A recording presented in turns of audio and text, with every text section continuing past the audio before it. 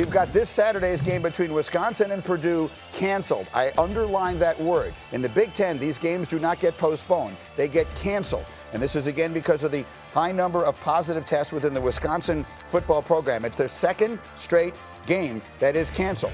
One more and they'll be ineligible to play in the Big Ten championship game. Here's Barry Alvarez. I'm concerned with the health and safety of the guys. There's no one wants to be on that field any more than I do. But I'm not going to lose track of priorities. We don't leave ourselves much wiggle room right now, and we know that. Hopefully, we can get this corralled and we can get back on the field and playing. We had a good plan, and I was hopeful that we could corral this and be where we wanted to be. But I was never overconfident. This virus has been way too fickle and just it's been inconsistent. We haven't been able to put our finger on it yet. All right, my college crew this morning includes David Pollack, who will rejoin us in a second, and Paul Finebaum, who is back with us here. Paul, how would you put into words what you think is the significance of Wisconsin now missing a second consecutive game? I think it's significant for this reason, Greeny. I mean, they're a top 10 team. They're the likely opponent of Ohio State in the Big Ten championship game. And you heard Barry there a minute ago, if they don't make the Michigan game next week, they're gone.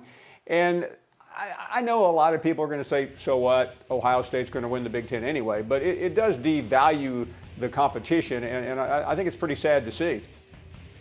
What statement does this make in your opinion? We've talked so much about this going back to, it's funny, I'm sitting here in Bristol again today. We spent the entire summer talking about this, about the way the Big Ten has chosen to handle this and the position that leaves Wisconsin in today.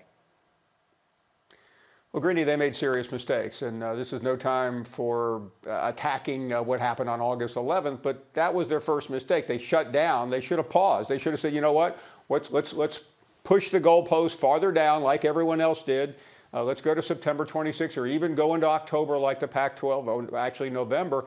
And by shutting down, they made it impossible to succeed. And the second mistake they made, when they came back, instead of being normal about this, saying, okay, let's do what everyone else is doing, take 10 to 14 days, they put this 21-day clause in there, which essentially ended any school's chances of being successful if they had a serious outbreak like Wisconsin. And that's where they find themselves. David Pollack is back with me. David, how important to you is this latest from Wisconsin? I mean, it's the world we're living in, right? We're seeing the test all the time, and Paul just mentioned it. It's the world you live in the Big Ten, where it's going to be handled differently and treated differently.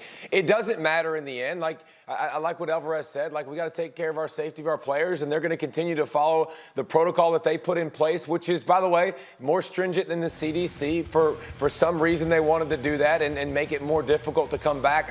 I get it. They've chosen to handle it like this. They chose to back it up. So now it's going to be like this week after week. And it's not just going to be 1 week. So if it happens to Ohio State, Greeny, or the Big Ten powerhouse that is Northwestern, if it happens to those squads, it's going to shut down that program for multiple weeks, and it's going to put in danger what they said would be the minimum requirement for the team. But right now it looks like, I mean, not to be insensitive to everybody else, it looks like Ohio State and everybody else in the league and everybody else is just kind of fighting to see who wants to get beat up by Ohio State. Now, just a very quick final thought on that, though, Paul. We sit here so often and we criticize college football for prioritizing money over the kids. So I find it hard. I can't sit here and criticize them because if they're going what some might deem too far in the area of safety, I, for one, am not going to criticize that. That's the opposite of what we usually see college football doing, that we usually find disturbing. Does that make sense?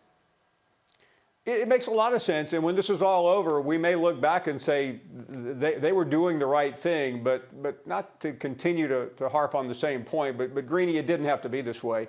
They could have gotten to what you're talking about, being putting safety first, but they didn't need to do what they did, and I just will never ever understand why that league decided back in August they had to shut down, because it clearly was not the right decision. They could have come back later and given themselves some wiggle room. It's unfair to the players and the coaches and especially the fans of that league to see the predicament they're currently in.